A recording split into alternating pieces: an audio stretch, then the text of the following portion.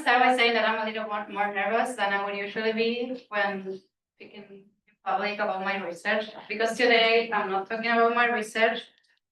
I'm talking about science communication, and this is what my experience with science communications feels like. So this is my postdoctoral profile, right? I'm a postdoctoral researcher here at Connect Lab. But I also do science communication. I've been doing this for like 5 years, but I've been doing it like, I feel a little bit like Hannah Montana. I hope you get the reference. I have 2 different lives, and like I've never really brought those 2 together until today. For the first time talking to researchers about science communication. So I hope I don't blank because I have no notes. But that's my Instagram profile. I do most of my science communication on Instagram. I also have a YouTube and a TikTok account. Most of my content is on Instagram right now. And I want to start by telling you what the name of my, like the handle of my Instagram account means, because I do that in Spanish. I do science communication in Spanish. The name is La Cerebra, which is, so in Spanish, brain is el cerebro. So this is like the feminine version of the brain. So it's brain, that she, her, La Cerebra.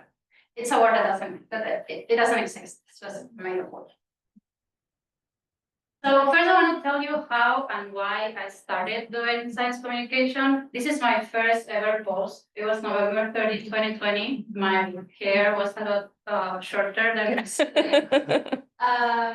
and at the time I was doing an internship for the university. So as Walker was saying, I'm from Argentina. I did my PhD in Chile. But in 2020, I came to the US for 10 months for an internship at Purdue University. And it was 2020, so it was a very particular year to be doing an internship. And it turned out to be kind of like a lonely experience for me that year. And I was spending a lot of time in social media. And I realized I was getting angry at all the misinformation that I was seeing on social media. At the time, there was a lot of posts about vaccines, for example, but also about the brain. Like there's a lot of misinformation in social media about the brain. And I was angry that I would see a lot of people without any neuroscience background, or without any neuroscience formation, or even science formation, like talking about the brain and saying things that I knew were wrong. But then I realized that they were taking up that space because I wasn't doing it, right? So I started like feeling that way. And then at the same time, I was having one of those existential doctoral crises that I think are part of grad school, right? The grad school experience.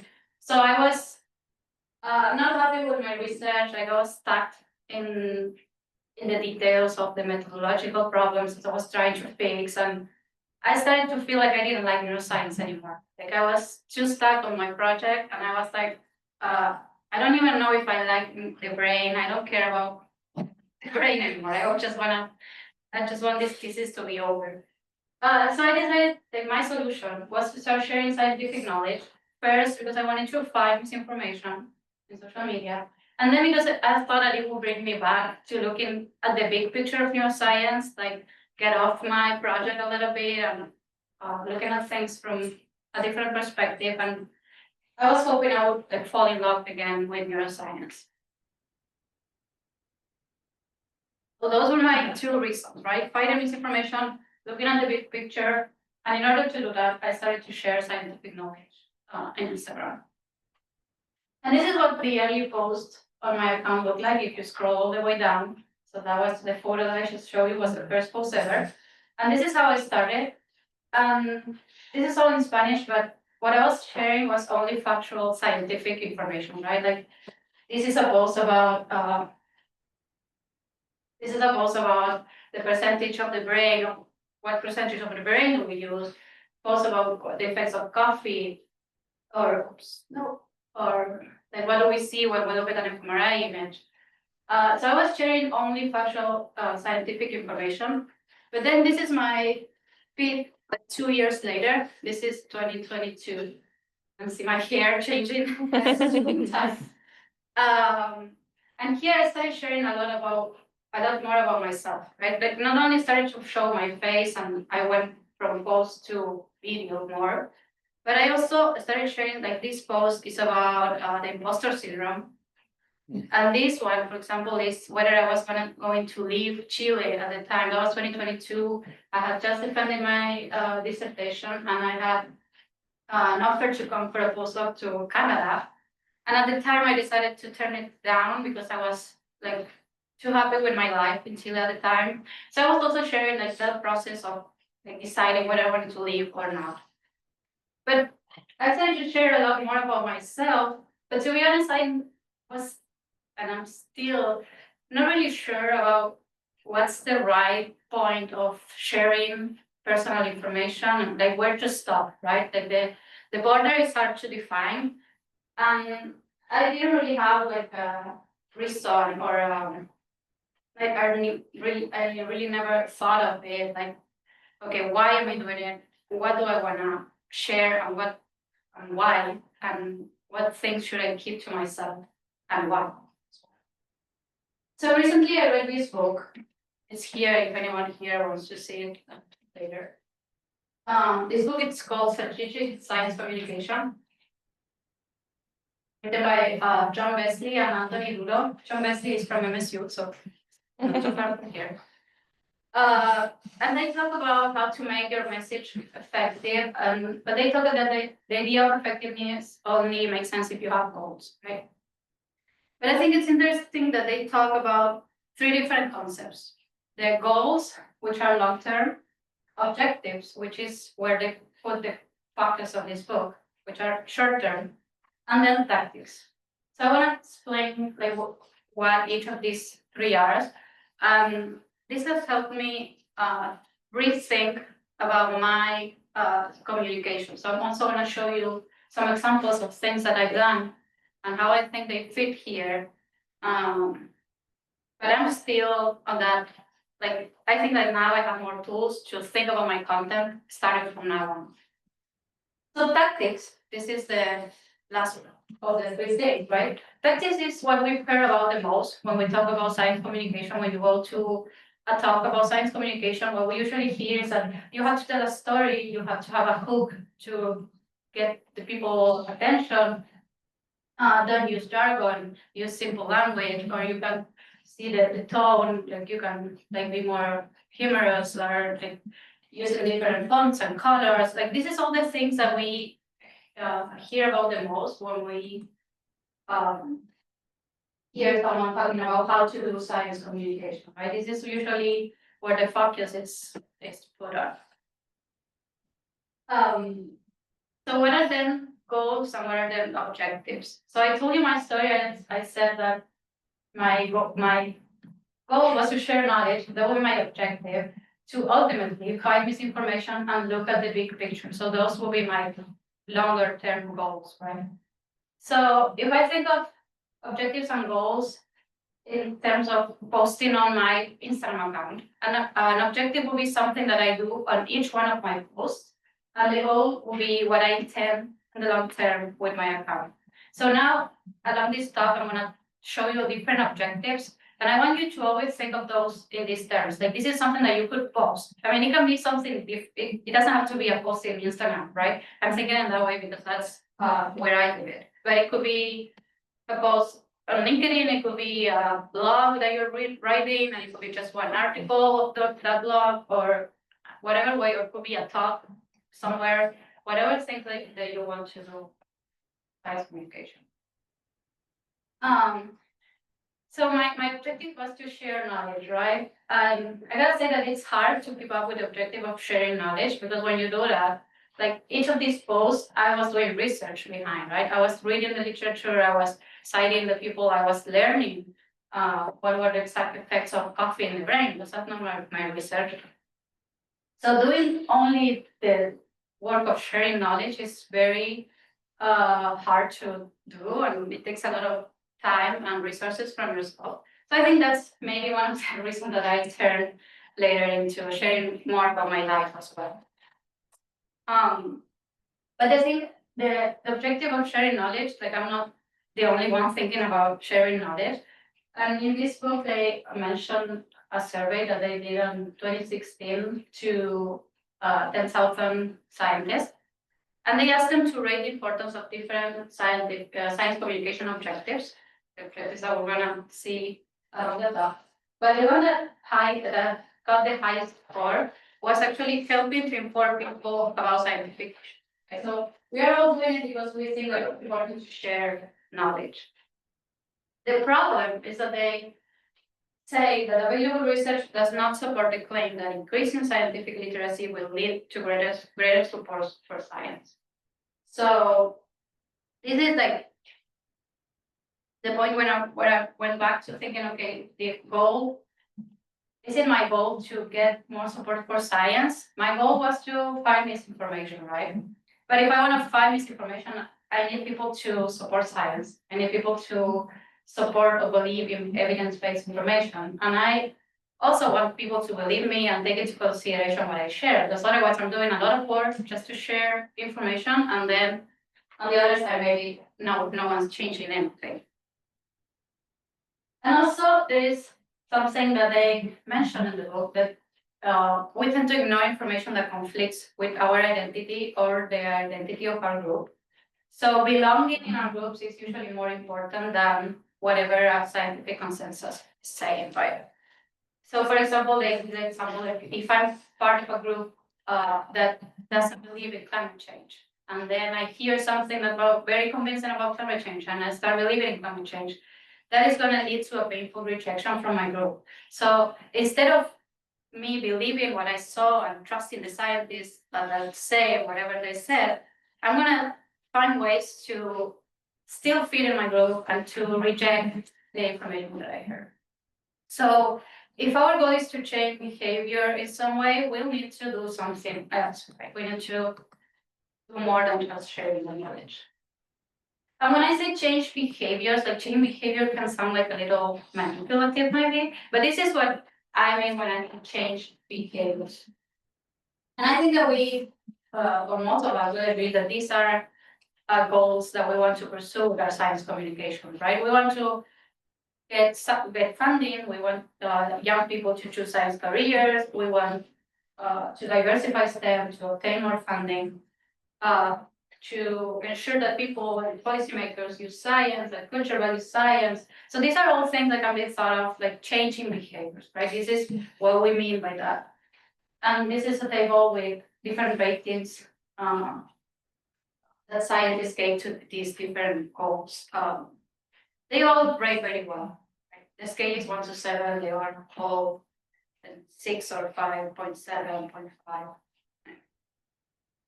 And also, if I think that my other goal, that look at the big picture, that is also changing behavior. That is changing my own behavior. So in any of the goals that we have, like we're trying to change behaviors in some way.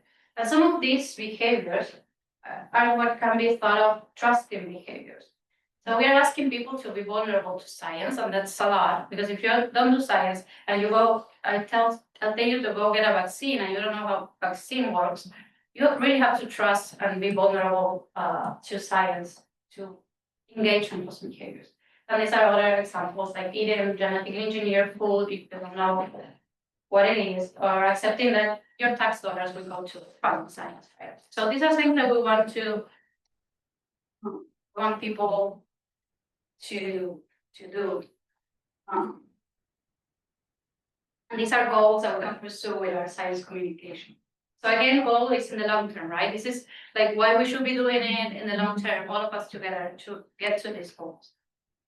But now let's go to the objectives, which is what we could be posting about, right? Each of one of our posts could be one of these things.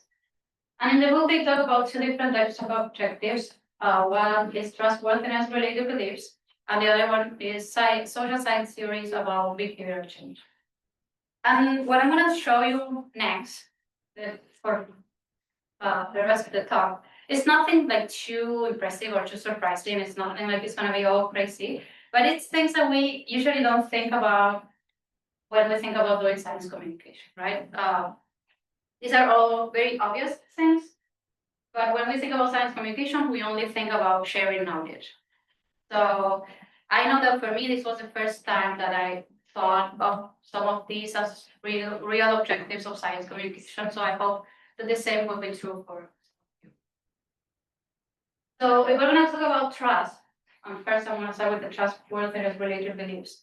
We have to know that trust depends on three different things. That people need to believe that we are competent, that we have good intentions, and that we are honest about what we're doing. So these are the three things that we can try to show in our communication.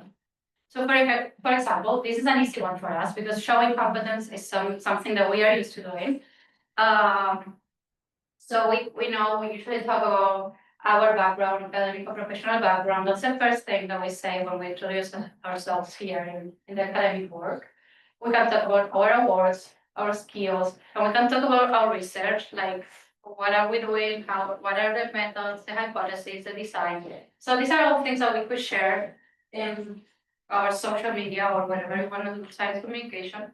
And these are two examples of me showing my competence, right? Like my doctoral diploma here, and then me presenting a poster. So I think that these two posts are examples of giving the idea that I'm competent, right? I'm a scientist, I'm a real scientist, doing my scientist work outside of Instagram as well.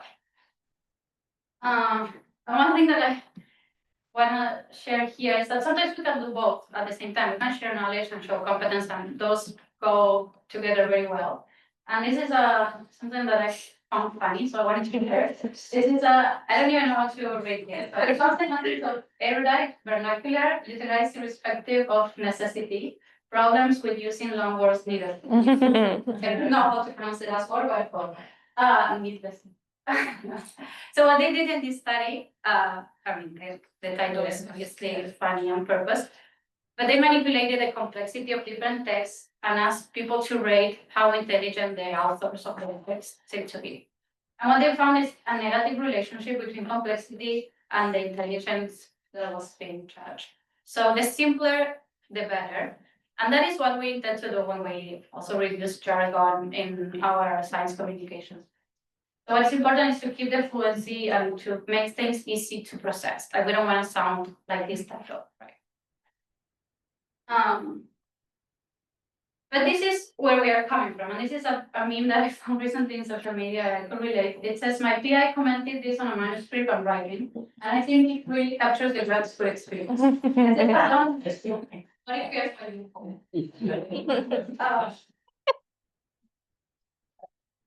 I think it's sad, but it's also like true. When we're writing a scientific article, like we don't want our hope in the article, right? Maybe in the discussion you can like briefly say something about what you hope, but for the most part, we want to keep our hope out of the scientific article.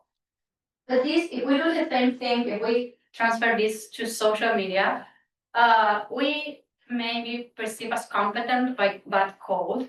And what research has shown in that regard is that being competent but cold can lead to envy, and also that people are willing to passively facilitate. This is not impede those they see as having competence, and actively facilitate. This is help those that they see as being warped. So if we want people to support science and to be okay with funding science, especially in these times, we want to show that we are competent, but we also want to show that we are warped, right? We want to put our hope in the text that we're sharing. Not for our articles. The articles we can say, hold this. So how do we show warmth? How do we show that we have good intentions, that we're values? Of course, we want to treat people well and all the things that we know. But also we could think of making a post about how you hope to help people with your research, right? You could actively do a post on social media, not talking about your results, not talking about your methods, but talking about how you hope that your research in the future will help someone. And that is science communication as well. Another thing is that we want to be willing to listening to people and getting feedback is important also because we show that we care when we listen. But we could also have a post highlighting how past input has been used to shape our decision making. So I'm sure that people here will, like, I know that some of you have experienced and do a lot of community work, community outreach. And I'm pretty sure that you will have some stories about like someone who said something and then you thought of a new research question or you thought about your question in a different way. And those stories that we're keeping to ourselves, we could also be sharing and showing that we're engaging with the audience and we are like, with the community and that we are taking those things into account. Also, it's important, I think it's a good note to give. If I'm giving a talk somewhere, it's important to give different opportunities and different ways to give opinions, because sometimes we just rely on people like raising their hand and saying, speaking out what they want to say. But sometimes, like, for instance, I'm not someone who will usually raise my hand and talk if I'm in the audience. So sometimes it's good to make sure that we have other ways to let people communicate with us. But going back to thinking about what you can post about, like you could tell those stories that how you have heard someone say something to you and you listen to them and then you switch your research in some way or change your research. Another thing that we can post about is things that will show that we have integrity. And in science, we have a lot of processes that we use to ensure the validity of our results and to ensure that we are keeping the integrity of science. Like the peer review process or the IRB ethical reviews that we go through, and all the boring stuff that we have to do, and we do it, and we complain about doing it because it takes time and it's hard to do. But we can also be showing that to the community, right? Like we should do that because otherwise, what we hear is only when, like in the news, when there is like a retraction on an article, and that's the only thing that comes out to me. Like they don't see the rest of the things that we're doing to ensure that our research is valid and that our results are valid. So we could post about what the peer review process is like, or there are some things that are public, like some funding applications. Like if you get funding, maybe your application is public. So those things we could share more because it's public when you know where to look for it. But people who are not in science don't know where to look for it or don't care either. So it's our job to also, if we do science communication, show some of these things to make sure that people know that we are working hard to keep the integrity of science.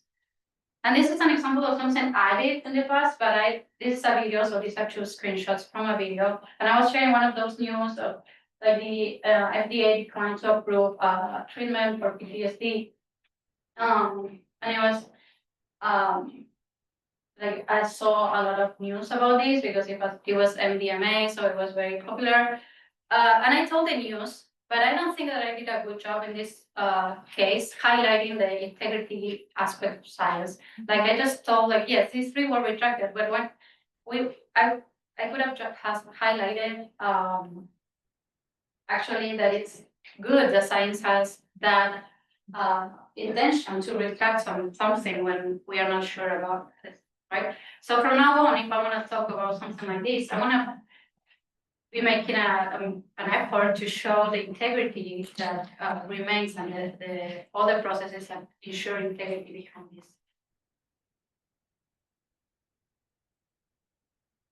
People get from here is like, oh, you can't trust science because then they fake something or something went wrong. So we don't want that to be the message. And we know that that is not true. Like that is just one case, and we need to show more. So here I want to make like a stop to talk about what do people believe about scientists right now. And these are two different sources, like on the left and on the right. On the left, we have these figures, and this is from a global survey. And the tendency is always the same, like for different countries, competence, like when you ask to people what they think about scientists, they rate higher for competence, but then the scores go down for warmth and honesty. And this is for the case of another survey here in the States, where 89% of Americans see scientists as intelligent, but 71% of Americans see scientists as honest. So this means that 3 out of 10 worry about science integrity, right? And the percentages go down if you go to specific groups, like among Republicans, and it's 64%, and among people with relatively less science knowledge is 59%. So we need to show these other things more, right? We are always focused on sharing knowledge and showing how competent we are, especially if you go on LinkedIn. But we also need to show more that we are warm and we have. And this is where we are coming from as well. Like, this is a stereotype of the scientist. I think that we have come a long way already. Like, if you search for science, for a scientist online, then now you will see more women and different races in display, like on Google. But this is still where we come from, and I think that most of us don't look like this. But so we need to share as many examples as we can, and that's why I think it's important to show like who we are. And that is actually another objective that I talk about in the book, which is showing who you are, your values and your identity. And this will help for young people. It could help see themselves as potential scientists if they see themselves reflected on you. And for adults, it will mean that they see scientists as another fellow community member. So here, if you want to post, you could, if you don't want to show yourself too much, you could also share values underlying your research choices. Things that, like, even if you're writing, you don't have to show your face, but you can let your hope be in the text as well, and that will reflect to people. And each of us will resonate with different people. So that's why I think it's important that more of us are doing this regularly. So this is like the part of the trustworthiness related beliefs, trustworthiness and related objectives. So we want to share knowledge, but also we want to show competence, show warmth, show that we're willing to listen, show integrity, and show our identities and values. Right? This is the. How am I doing with time? It's fine. So I want to share a story. Like, a couple days ago, something that I share a lot on social media is my my physical activity, like me doing physical activity, because I work out a lot. And I did CrossFit for 7 years. And right now I stopped doing CrossFit and just going to the gym, a normal gym. So I shared that on my stories, like on Instagram. When people saw that I wasn't doing CrossFit anymore, they started asking, like, what happened? Why are you not doing CrossFit? And I didn't want to really share. Like, it was like, it's a long story. Like, this is not relevant for me to post about it. Like, I didn't want it to be on my feed. So I decided to, okay, I'm gonna go live one night and tell people, like, on a friendly talk about, yeah, what's going on with my sports life right now. And the reasons are not relevant, but the thing that happened was that I talked to them, and then after that, I got a message of someone saying, like, hey, I joined, and I was surprised. I thought that you were gonna be more technical when talking, and because you're a scientist, but it was very friendly, and it was like, they were happy that I was friendly. But that made me think, like, wait, how do you think that I want to talk about CrossFit in a more technical way? Like, what's expecting? I was just gonna tell you why I'm not doing CrossFit and what I'm doing right now. So I think that that's representative of how people see scientists, right? They were expecting me to talk about my sports life in a technical way because I'm a scientist. Yeah, so that was just a funny story that happened this week. For here. But so now that we know that we can share a lot more than just knowledge in our post, the second part of the objectives that they mentioned is I think related to social science theory about behavioral change. And here I feel like in the book they mix a little bit more objectives and tactics. Like this, to make sense of this, you have to really have an example in mind, and it's like very specific to something that you want to share. But for completion of the talk, and so you don't have to read all the book because I already told you everything. I'm gonna go quickly through this. And this is a very nice example, I think, of sharing social norms. That's a real campaign from MSU trying to get students to drink less. And social norms are things that we think that other people do, or what we think that people are expecting from us. And the thing is that behaviors seem more acceptable when we see more people doing it. So what they were saying is that if someone is drunk on campus, like they're the loudest, right? And that's what you see the most, and you see more people being like drinking a lot. But that's because the people who don't drink are quiet in the rooms, right? So they want to show more of that reality, like they want to express what the norm, what the real statistics are, to change the way that what you see about society. For example, this one here, it says 7 out of 10 MSU students consume 0 to 4 drinks when they party. So they want to make those things more obvious, right? Like they want to show that in real, even though you see more people who are drinking, maybe that's because you're not seeing those who don't drink. So that's a way, that's something that if you have something in mind and you know that in reality, or like people think, for example, this thing that I showed you earlier, right? We know that this is one case, but we could tell like the social norms of what is the rest of the research that is not being retracted, right? So that would be a way to show a social norm. And this communication can be explicit, like in that case, but it can be implicit. So in the book, they talk about a study where they make people walk on a park, and when they walk in a litter-free environment, they were less likely to litter than when there was like litter in the space. So that is a way of doing communication implicitly. And some examples that we could use is like showing that you're getting vaccine, for example. And I did that like a couple of weeks ago. I got the flu shot here, and I just showed that I went and got the flu shot. I didn't say anything. I didn't tell people. I didn't tell people like, "Oh, go get your flu shot." I got mine. Hey, this is what I'm doing today, and that's it. So I think those are things that I can also like try to share more. And then you talk about sharing risks and sharing benefits. Sometimes like we see posts about how risky some things are. But it is that it's usually better to share the benefits. That risk and benefits go together in minds of people, even though in reality they are not necessarily really together. Like you can have some things that have a great benefit and a low risk, or a high risk and a low benefit. So those two things are independent in the real world.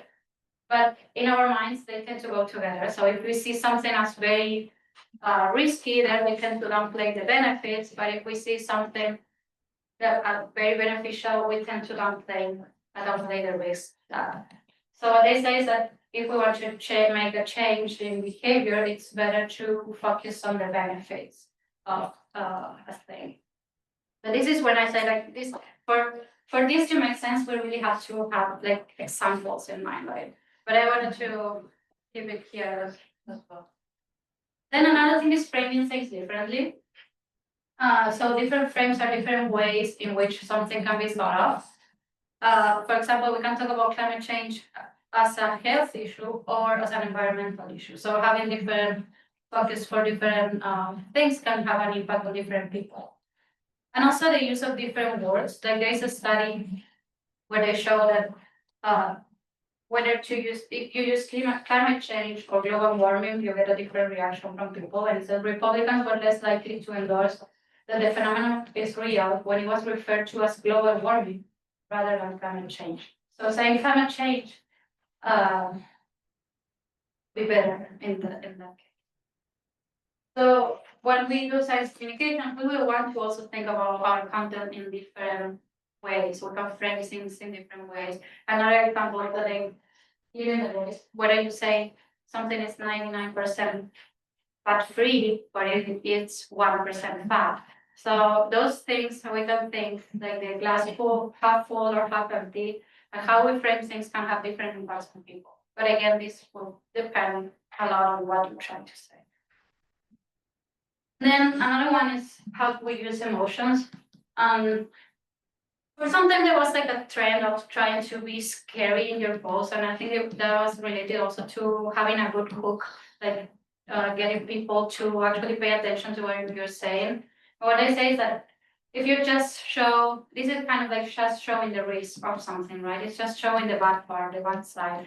And at the end, if we want to change behavior, we will want people to have a positive experience with science. So we want to focus more on the positives and apply, don't hide the risk, but focus more on like framing in the positive way. And then this is the last thing that I want to show. Another objective that we can have with each of our posts is to foster self-efficacy.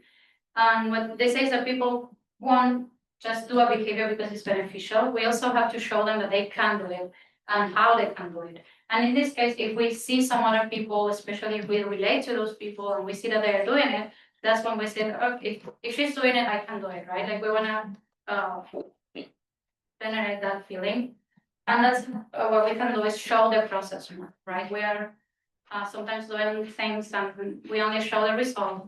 And if we show the process more, we can get more people to engage with what we're trying to do. And these are two examples. Like I feel like now I'm shifting. Like my personal goal now, I feel like it's more related to bringing more youth to science or bringing more people into knowing how to read science. And lately, I've started doing content on YouTube. Like this is a talk that I gave for a group in Argentine association. And what I showed here is how to find the papers. Like that's what I talked about. Like, okay, you go to Google Scholar, this is Google Scholar, and you can look for things here, and you will see the title and the authors, and showing those things that for us is very like easy stuff that we do every day. But showing, and people were very happy and thankful that I gave them that information that they didn't know how to look for it. And then in my channel now I've started doing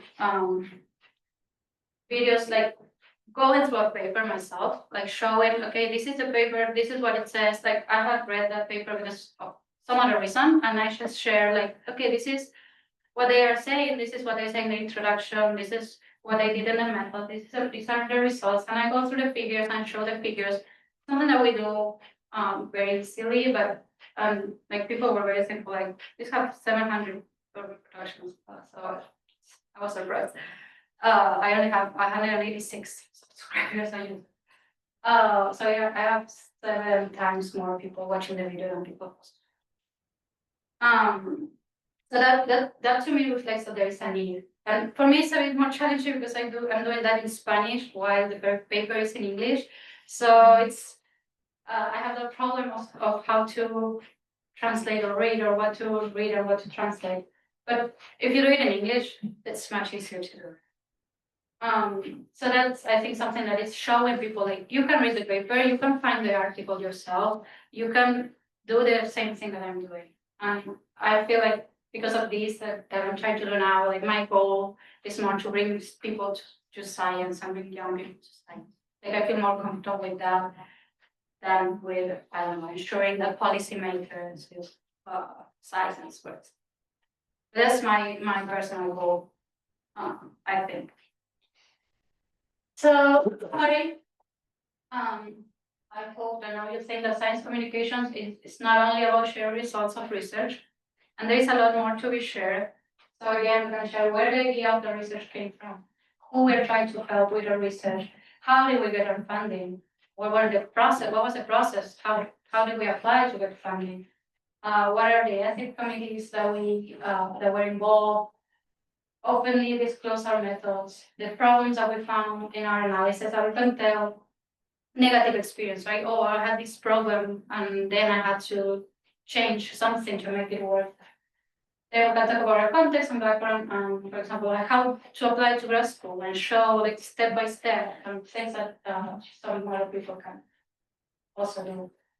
And then again, the more posts that we have, the more chance that we will reach more people, because the people who identify with me, it's not the people that will identify with you.